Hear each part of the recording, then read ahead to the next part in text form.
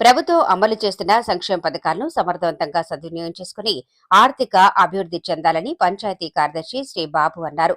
చిత్తూరు జిల్లా పులిచెర్ల మండలం పోషంబారిపల్లి పంచాయతీ పరిధిలో గురువారం హౌసింగ్, బీసీ కార్పొరేషన్ రుణాలపై గ్రామస్తులకు అవగాహన కల్పించారు. అనంతరం గోపాలపురం ఎస్టీ కాలనీలో బోరు విద్యుత్ మరమ్మతులు చేపట్టారు. ఈ కార్యక్రమంలో టీడీపీ నాయకులు Gopinaidu, watershed chairman Prabhakar, vice chairman Prakash Naidu, సభ్యులు చెంగల్ రాయలు, దామోదరం, మునిశేఖర తదితరులు పాల్గొన్నారు.